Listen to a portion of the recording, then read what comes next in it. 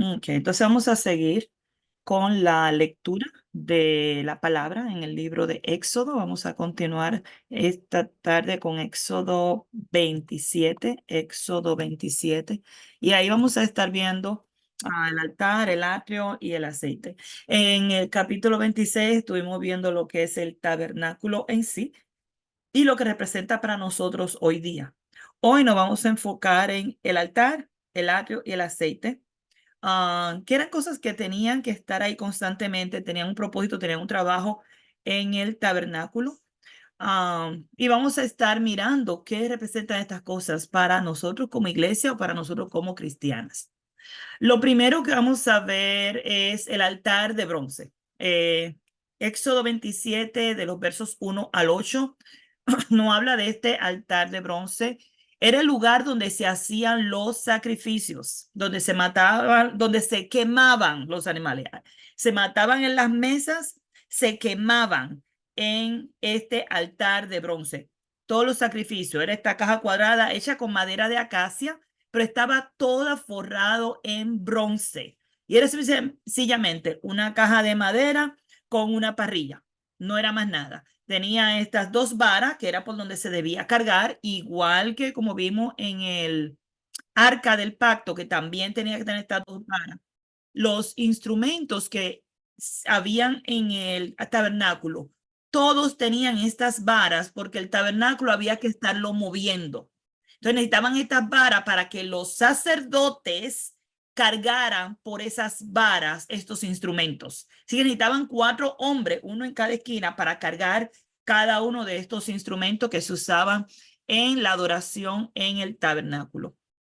Este en específico, el altar de bronce, era donde se rociaba la sangre, se quemaba el animal, luego esa ceniza había que recogerla. Era parte del trabajo de los levitas, de los sacerdotes. Ninguna otra persona estaba encargado de hacer esto. No sé si se acuerdan cómo Saúl le fue quitado, ¿ok? Le fue quitado la corona por el simple hecho de que él se atrevió a ir y hacer él un sacrificio.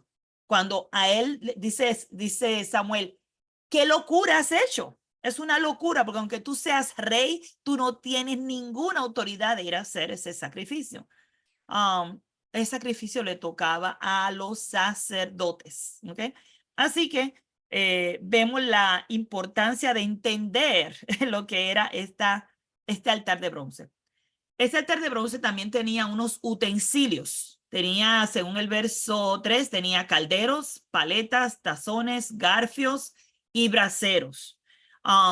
Estos calderos se usaban para sacar la ceniza, ¿ok? Los tazones se usaban para rociar la sangre. Los garfios se usaban para menear el animal ya quemado. Había que menearlo para asegurarse que todo fuera quemado. En el holocausto no se podía dejar una parte quemada y otra parte sin quemar. Así que muchas veces había que, bueno, todo el tiempo había que menear ese sacrificio para asegurarse que quemara completamente. Los garfios también se usaban cuando habían otras ofrendas donde se quemaba una parte y la otra parte se cocinaba y era la comida de los levitas, de los sacerdotes. Y si ustedes recuerdan, dice que en una ocasión estaban las mujeres que atendían esto, estaban allí cocinando, y iban los hijos de Elí y cogían la mejor parte. Con el garfio, ellos cogían la mejor parte para ellos. Eran de las cosas que ellos hacían que no debían hacer y que se entendían que eran cosas abominables ante los ojos de Dios. Pues no, ellos no entendían esto del sacrificio y no entendían el proceso que Dios había preparado. Ok, cuando pensamos en el altar de bronce, porque en el tabernáculo entendemos es esta caja donde se quema absolutamente todos los sacrificios se quemaban en esa caja. No había diferentes lugares, era un solo lugar donde se quemaban todos los sacrificios. Menciono esto y le voy a decir por qué. Imagínense, cada persona que comete un pecado y que venía con su ovejita, con su palomita, con lo que sea que viniera. Y venía a quemar ese sacrificio. Eso estaba constantemente cocinando, quemando, tirando, rociando la sangre constantemente por los pecados, ¿ok? Esto no se usaba solamente una vez al año, esto era todos los días. Una vez al año el sacerdote, el sumo sacerdote, ofrecía por él y por el pueblo, una vez al año. Todos los demás, todos los días, todo el que cometía una infracción de la ley tenía que ir y ofrecer su sacrificio allí al altar de bronce. Hoy día usted escucha mucho en los ambientes religiosos y tristemente a veces hasta en medio de la iglesia. Ay, no, porque el hermano se tiene que parar en el altar y llaman la tarima donde se paran a predicar, lo llaman altar, porque está un poquito más alto. Oigan el concepto, esa tarima está un poquito más alta y tienen a llamarle altar. Usted entendiendo lo que es un altar, usted piensa que donde el hermano se para a predicar, ya sea una tarima, ya sea un podio, ya sea um, estas cosas que usan ahí al frente de ellos, se me olvidó el nombre ahora. ¿Ustedes creen que eso es un altar? Ahora usted entendiendo lo que era el altar es donde se queman los animales y se quema ahí el sacrificio. ¿Podríamos decir que es un altar el frente del edificio, donde los hermanos se paran a predicar? Podríamos decir que es un altar el edificio. Ay, no, porque voy para el templo, voy para el altar.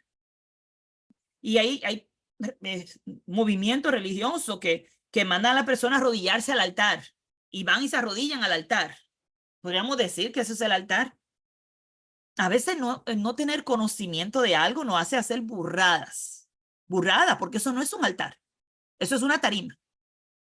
El altar es un lugar donde se queman los sacrificios, donde se hacen esas ofrendas y se queman en el Antiguo Testamento. Por lo tanto, en el Nuevo Testamento no vamos a encontrar un altar. No hace sentido decir esas cosas. No, que pasen al altar los hermanos que quieran oración. Eso es un disparate. Eso es un disparate. O sea, la falta de conocimiento nos hace hacer burradas, no entendiendo lo que significa la palabra altar o lo que era el altar en el Antiguo Testamento. Cada vez que Dios le pedía a alguien que preparara un altar, lo que le pedía era pon un par de piedras una arriba de otra y úsalo para quemar un animal. Eso es lo que era un altar. No era más nada. Ni siquiera la mesa donde se mataban los animales era el altar. El altar era ese lugar donde se quemaba la ofrenda, donde se quemaba ese animal. ¿Okay? Ahora, entendiendo eso, ¿qué representa ese altar de bronce para la iglesia entonces? En Mateo 27, 32 al 40, si ustedes lo leen, y no lo voy a leer porque es algo que ya ustedes conocen, donde se ve el cordero que fue inmolado por nuestros pecados. Se ve a Jesús crucificado allí en esa cruz, ofreciéndose a sí mismo en sacrificio. ¿Okay? Piensa en un altar. Piensa en un altar. Es donde la oveja es matada, quemada.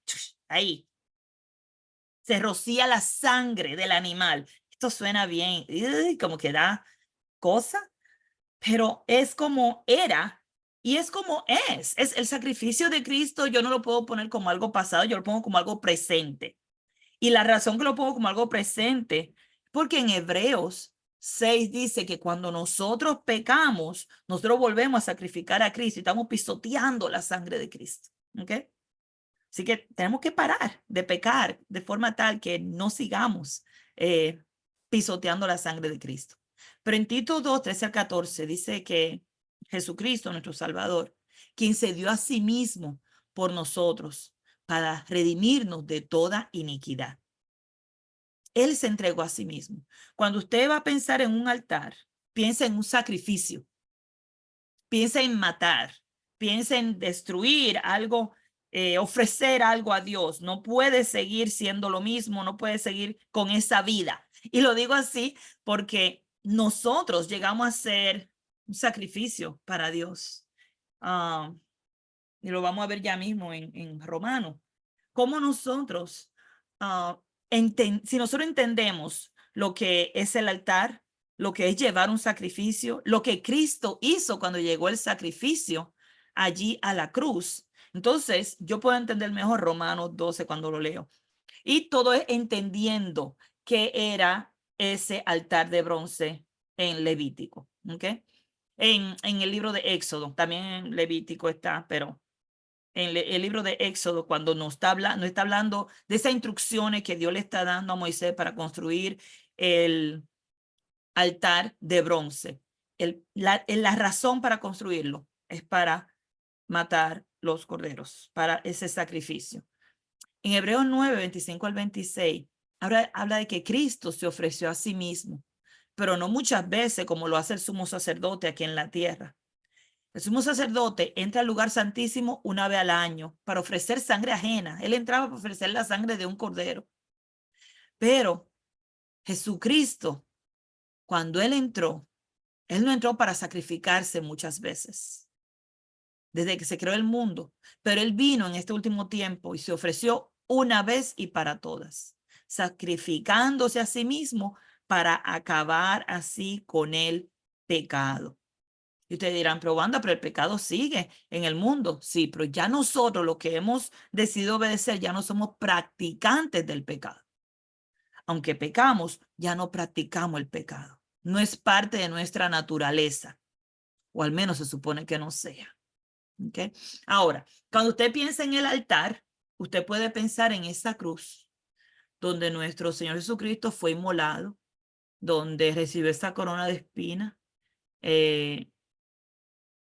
ese lugar donde esa oveja, ese cordero de Dios sin mancha, fue sacrificado en ese madero. Hay muchas teorías de que cuando Jesús murió, no murió en una cruz, sino que fue en un madero. Y menciona la palabra madero. Maldito el que muere en un madero, se hizo maldición a causa de nosotros. Toda esta escritura hablan de eso, pero hay otra escritura que dice se levantaron 3 cruces, ¿verdad? Y allí en el Gólgota. Así que no podemos coger una escritura para llegar a una conclusión y obviar las otras escrituras. Aunque dice claramente desde el Antiguo Testamento, decía maldito el que muera en un madero.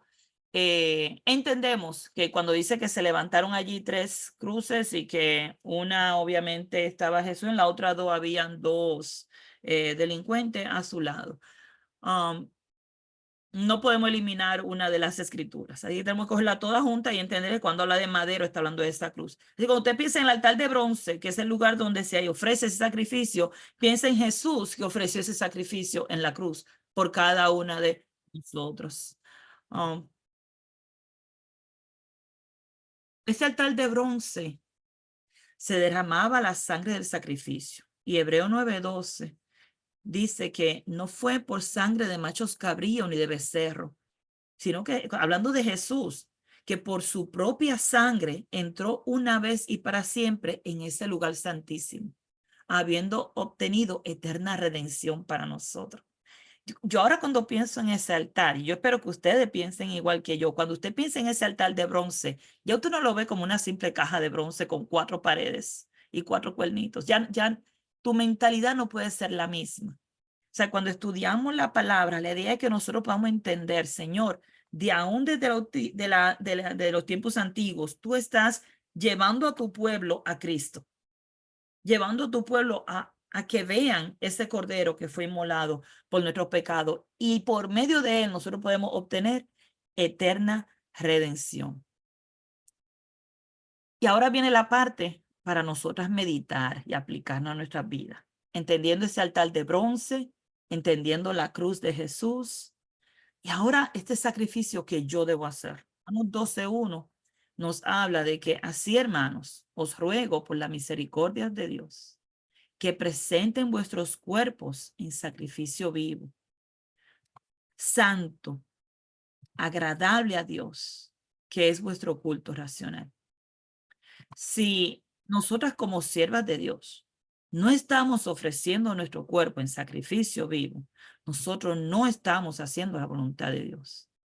Si nosotros no entendemos qué es esto, Wanda, ¿cómo yo puedo ofrecer mi cuerpo en sacrificio vivo? ¿Cómo yo puedo estar haciendo sacrificios agradables a Dios? O sea, ¿Cómo yo puedo hacer esto? ¿Cómo yo puedo hacer un culto racional? O sea, un servicio a Dios que sea racional. ¿Cómo yo puedo hacer esto? Vamos a buscar cuál es la voluntad de Dios. Esa es la forma de hacerlo. Buscando la voluntad de Dios, nosotros podemos dar un servicio agradable a Dios, podemos presentar nuestro cuerpo en sacrificio vivo. Y si usted lee todo el capítulo 12 y 13 de Romanos, te dice cómo sacrificarte vivo. Hospeda a la gente, ama al que te hace mal, sirve a todo el que pueda. O sea, si tú lees capítulo 12 y capítulo 13 completo todo el tiempo, lo que te está diciendo es ríndete y entrégate a todos los demás. Básicamente, deja de pensar en ti, como dice en Filipenses 2, que ya dejen de estar pensando en sí mismos, sino que busquen la forma de buscar el bien de los demás. ¿Ok? Literalmente eso es lo que ofrecer tu cuerpo en sacrificio vivo. Cuando, Entonces le tiene que agregar el 14 de Romano, que también es en función de ayudar al débil. amén, pero ese más espiritualmente, el capítulo 12 y 13 es servicio. Se enfoca en el servicio constante, de servir. Ah, perfecto. El otro son en el ser. En el ser. Exacto, exacto. Gracias. Y cuando pensamos en ofrecer, acuérdate, tiene que ver con dar. Soportar al débil va al punto de algo emocional. Voy a trabajar con mi mente aquí, pero cuando tú vas a servir, cuando tú vas a dar, tú tienes que sacar de tu tiempo, de tu dinero, de todo lo que tú eres, dejar de atender lo tuyo para atender lo del otro. ¿Ves? Y ahí tú estás sacrificando lo tuyo. Dejar de ser quien tú eres para agradar a Dios.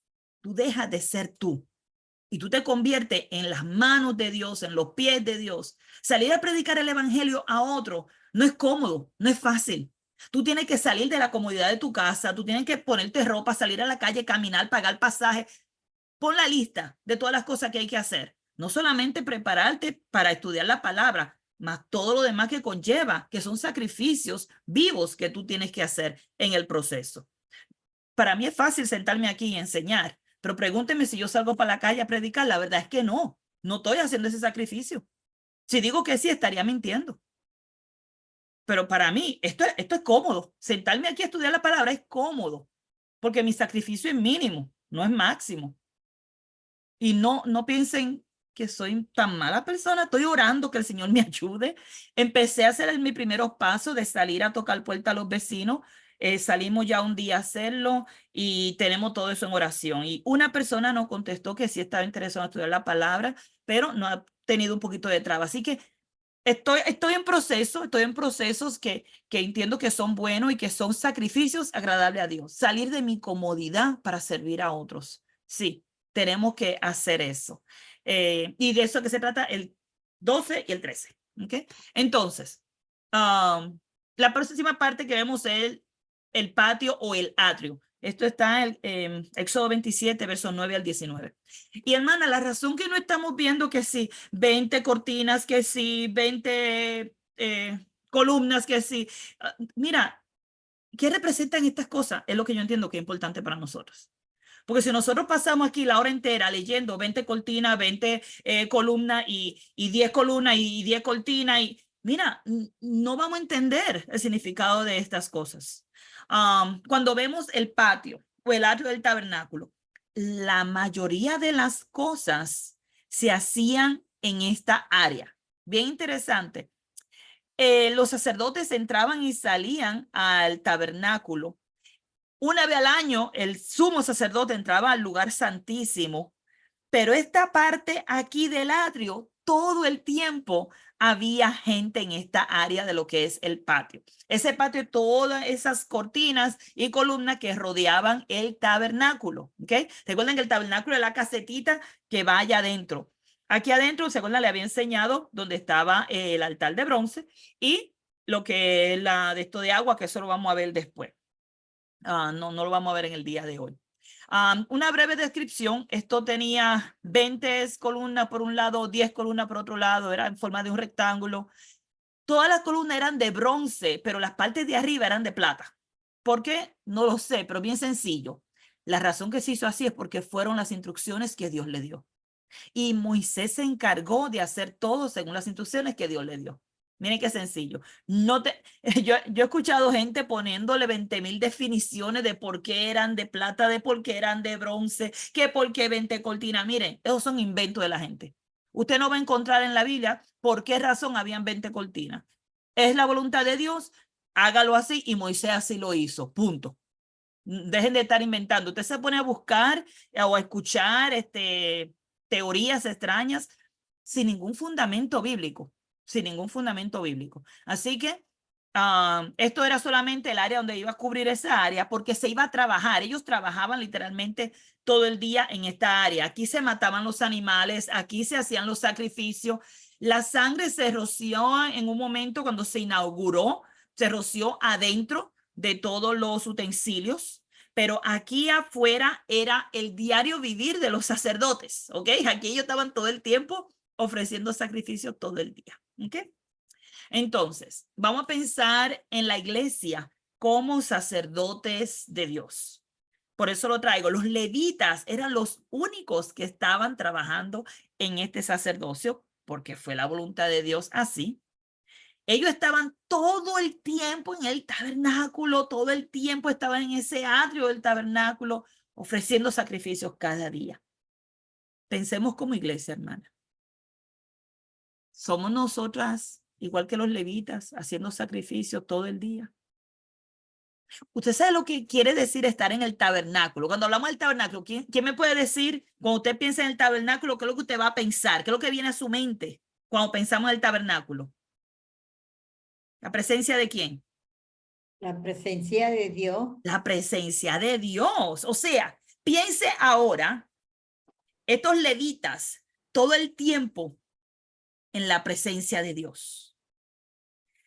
Piense ahora nosotros como reyes y sacerdote, como dice Primera de Pedro, o Apocalipsis, que dice, uno se dice, somos reyes y sacerdotes para Dios. Él nos hizo. Y vamos a leer 1 Pedro 2:9, que nosotros somos linaje escogido, real sacerdocio, nación santa, pueblo adquirido por Dios, para que anuncie las virtudes de aquel que os llamó de las tinieblas a su luz admirable. Y pregunto, ¿se ha visto usted como si fuera un levita, como si fuera un sacerdote de Dios, ante la presencia de Dios todo el tiempo, adorando y sirviendo en su santo templo, que es su iglesia?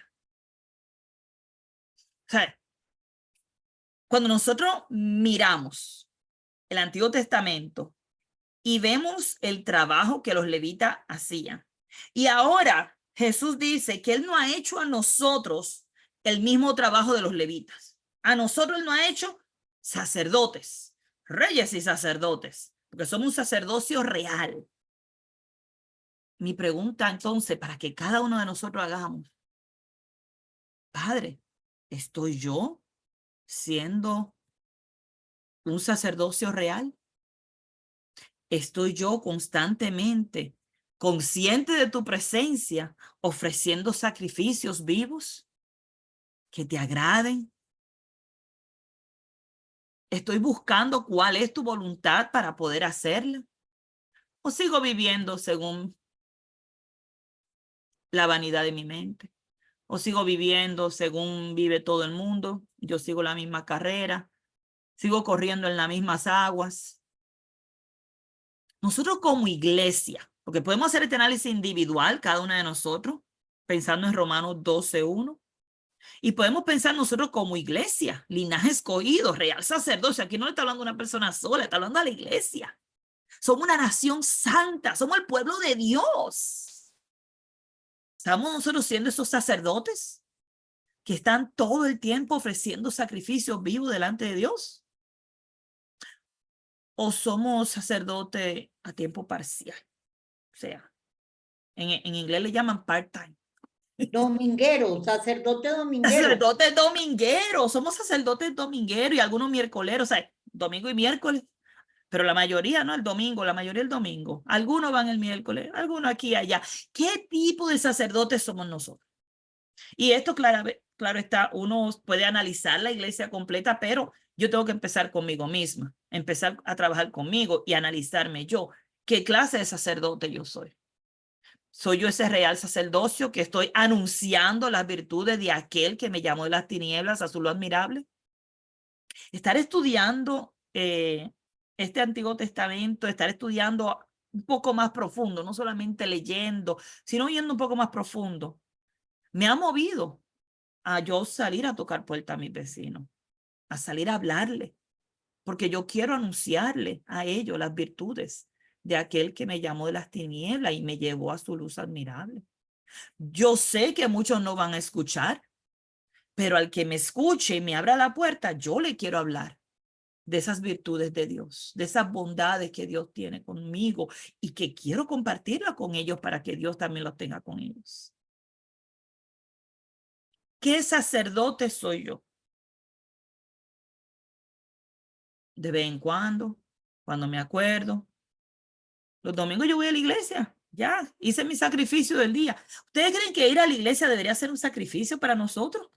¿O eso son cosas que deben ser parte de nuestro diario vivir? Imagínense, el levita estaba todo el tiempo en el tabernáculo, vivía allí, trabajaba allí, hacía toda su vida era alrededor a las cosas que tenían que ver con el tabernáculo. Ya sea al mar, ya sea cantar, ya sea recoger, ya sea montar, ya sea llevar, lo que fuera. Su vida estaba alrededor de lo que era la adoración. Cuando Jesús dice que no hace a nosotros reyes y sacerdotes, ¿qué es lo que nos está diciendo? Ay, usted está bien en su casa, usted está bien en ocuparse de las cosas de este mundo, ocúpese en las cosas de este mundo y está bien, tranquila, tranquilo. Estamos viviendo en un tiempo que aunque ustedes no lo crean, de una forma u otra, Satanás está logrando que la iglesia se esté enfocando más en las cosas del diario vivir de este mundo que en las cosas espirituales. Ouch. Eso duele. Pensar que eso es cierto, duele. No, hermano, yo no puedo ir a la iglesia porque tengo que trabajar. No, hermano, yo no puedo servir ese día porque yo trabajo ese día. No, hermano, y te dice, pero mi hermano, ¿y cuántos días usted trabaja? No, yo trabajo 7 días a la semana, hermano, pero no puedo dar ni siquiera un día para el Señor, mucho menos. Pídame de que vaya 2 y 3 días a la semana. Ustedes se han vuelto locos. No sé si se dan cuenta, pero el estilo de vida, la cultura en la que nos estamos envolviendo y creciendo y criando a nuestros hijos, es donde lo único que importa es trabajar y ganar dinero para pagar las cuentas. Y nos estamos volviendo en un círculo, todos estamos en ese círculo donde nos levantamos, comemos, trabajamos, dormimos, nos levantamos, comemos, trabajamos, dormimos, todo es para pagar los biles. No hay más nada, todo es para pagar las cuentas, agua, luz, teléfono, internet, celulares, carro, seguro de no sé qué, seguro hasta para el perro. Miren, ustedes no, o sea, estamos todos envueltos en este tipo de vida, en este estilo de vida, donde la prioridad es pagar cuentas. La prioridad no es Dios. Y estamos tratando, el que ama a Dios y se da cuenta de estas cosas cuando estudia su Biblia, trata de que aun cuando estoy trabajando, déjame ver si puedo escuchar la palabra de Dios, que aun cuando yo estoy yendo para el camino a mi trabajo, voy escuchando una predicación para por lo menos en ese tiempo que estoy dedicándole a mi trabajo, buscar algo de Dios. Déjame poner alabanza en el camino para ir alabando al Señor, cantando y alabando a Dios. O déjame, pero me echo 1 hora de camino para ir a trabajar. Y después estoy 8 horas trabajando. Y después 1 hora más de camino para trabajar, para llegar a la casa. 10 horas al día trabajando. Y algunos llegan a la casa y siguen trabajando después que llegan a la casa. Y uno dice, ¿y dónde dejamos a Dios? Ah, no, pues lloré por la mañana, lloré por la tarde y lloré por la noche. En las 3 comidas lloré. Pues ya yo hice bien. Y estamos acomodándome a que ya yo hice bien. Ya yo hice lo que tenía que hacer. Yo entiendo que el estilo de vida que se está viviendo nos está empujando a vivir así y estamos todos viviendo en ese mismo trajín. ¿Cómo se soluciona esto? Yo no sé. Yo lo que quisiera es como que abriéramos los ojos, que nos diéramos cuenta que algo no está bien, que no puede ser que yo pueda pasar de 12 horas que estoy despierta, 10 estoy trabajando y 5 minutos estoy orando. Algo tiene que cambiar, algo tengo que hacer, ¿ok? Algo tengo que hacer, porque el afán de este mundo está consumiendo nuestras vidas espirituales. En los versos 20 y 21 del capítulo 27, dice que mandarás a los hijos de Israel que te traigan aceite puro de olivas machacadas para el alumbrado, para hacer arder continuamente las lámparas. En el tabernáculo de reunión, afuera del velo que está delante del testimonio. Las pondrá en orden Aarón y sus hijos para que ardan delante de Jehová desde la tarde hasta la mañana, como estatuto perpetuo de los hijos de Israel por sus generaciones. Le subrayé aquí la parte donde dice para hacer arder continuamente las lámparas. Dentro, ahora estamos hablando de una pieza que está dentro del tabernáculo. Estas lámparas que estaban encendidas todo el tiempo, estaban dentro del tabernáculo, pero están fuera del velo, o sea, no están en el lugar santísimo. ¿Hace sentido? Están dentro del tabernáculo, pero en lo que se llama el lugar santo. Y dice que ahí Aarón y sus hijos, estamos hablando del sumo sacerdote y sus hijos, tenían que prender esas velas, esas lámparas, no eran velas, perdón, lámparas. Generalmente las lámparas son con aceite y ¿sabe como la lámpara de Aladino? Es el estilo de la lámpara. Tiene el aceitito, tiene la mechita y se hace con aceite, puede ser cualquier aceite, pero ellos usaban aceite, Dios pidió, no que ellos usaban, ellos tenían que usar lo que Dios le pidió. Dios pidió que fuera aceite puro de olivas machacadas. Ustedes saben que el pueblo de Israel sembraba olivos, tenía olivares, ¿ok? Y ellos tenían que machacar este aceite y sacar ese aceite para que todos los días al atardecer hasta la mañana tenía que estar prendido ese aceite, esa lámpara tenía que estar prendida. Por lo tanto, el aceite no se podía acabar. Cuando ustedes recuerdan la parábola de las 10 vírgenes, las 10 vírgenes estaban las 10 esperando al novio. Las 10 se quedaron dormidas. No fueron solamente 5, las 10 se quedaron dormidas. El problema no fue quedarse dormido. Puede pasar que nos quedemos dormidos, pero cuando el novio llega nos despertaremos. El problema fue que les faltaba aceite a 5 de ellas, que no cogieron aceite extra, dice el escritor allí, hablando de esta parábola. Ellas no cogieron aceite extra. Ellas tenían aceite. Vamos a aclarar algo, o sea, no le tiremos que todo era mal. Ellas tenían aceite, porque ellas tenían su lámpara encendidas. Todas tenían su lámpara encendidas. Todas se quedaron dormidas. 5 de ellas no tenían aceite extra. ¿Okay? La importancia de ese aceite estar ahí constantemente para que esa luz pudiera brillar. La lámpara, si se fijan, a las 10 se le apagó la lámpara. No fue solamente a las 5 insensatas. Se le apagó porque el aceite se quema. Cuando se queme ese aceite se apaga la luz. La diferencia es que habían 5 que tenían aceite extra. Y ellas pudieron echar aceite extra. Y dijeron a otra, no, vayan y compren, porque no podemos darte mi aceite extra que yo tengo, porque yo lo necesito para echárselo a mi lámpara. ¿Ok? Cuando salen a comprar más aceite, llega el novio. Y cuando regresa, compraron aceite, lo compraron, regresan. Ya el novio dice, es tan tarde. A través de la Biblia, vemos este asunto de la lámpara como algo muy importante. Esa luz continuamente. Ahorita la hermana Alice mencionó Salmo 119, 111. Salmo 119, 111. Quiero guardar tu palabra en mi corazón para no pecar contra ti. Ese mismo Salmo 119, el que habla de que la palabra de Dios es lámpara a mis pies. Ese mismo Salmo 119 habla cómo es una lumbrera en nuestras vidas. Y dice que no se podía apagar desde la tarde hasta la mañana. Tenía que estar continuamente. Es decir, que cada tarde ellos tenían que asegurarse que hubiera suficiente aceite en esas lámparas, cosa de que durara toda la noche hasta la mañana.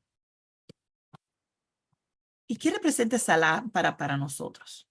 Imagínense, en Filipenses 2:15 dice que nosotros tenemos que ser irreprensibles, sencillos, hijos de Dios, sin mancha, en medio de una generación maligna y perversa, en medio de la cual nosotros vamos a resplandecer como luminares en el mundo. Cuando yo pienso en esto, digo, wow, Señor, nosotros somos esa lámpara que está dando luz en este mundo perverso, donde hay tanta maldad. Se supone que nosotros seamos lo que estamos dando luz. Muchas veces lo que estamos haciendo es dándole oscuridad a la gente con nuestra actitud, con la forma que nos comportamos, con la forma que le hablamos, con la forma que tratamos a las demás personas. Sin embargo, no se supone que sea así, se supone que seamos irreprensibles. Esa es la forma en que vamos a dar luz, en que vamos a ser luminar, en que vamos a resplandecer, es siendo irreprensible, que nadie tenga nada que decir de mí, que seamos sencillos, dejemos la altanería, que seamos humildes, hijos de Dios sin mancha en medio de una generación maligna y perversa. Nosotros en medio de esta generación tenemos que resplandecer. No podemos seguir la corriente de este mundo, no podemos seguir andando como todo el mundo anda. Tenemos que resplandecer en este mundo para que le brille a ellos la luz de Cristo. Mateo 5:14 nos habla que nosotros somos la luz del mundo y que una ciudad sentada sobre un monte no se puede esconder. Si es que nosotros somos la luz del mundo, se supone que estemos alumbrando. No puedo estar escondida aquí en mi casa detrás de mi computadora. Tengo que salir a dar esa luz. Tengo que salir a llevar esa luz a otros para que otros puedan recibir esa luz de Cristo, para que puedan arrepentirse, cambiar su vida.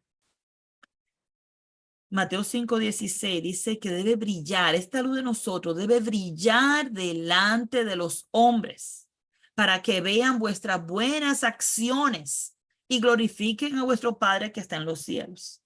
Así que parte de mostrar esta luz tiene que ver con servir a otras personas. Sí, tiene que ver con obras, acciones, buenas acciones que hacemos, cosas que hacemos para que glorifiquen a Dios, que la gente diga, wow, gloria a Dios que mi vecina pudo ayudarme, gloria a Dios que te puso en mi camino, porque estamos ahí sirviendo y dando esa luz, que ellos puedan ver esa buena obra, no para que me miren a mí, valga la aclaración, y diga, ay, qué buena Wanda, mira qué bien lo que hizo. No, no, no.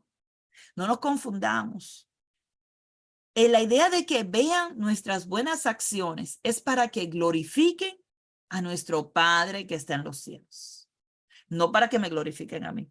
Muchas veces podemos estar ayudando, esperando recompensa para nosotras mismas.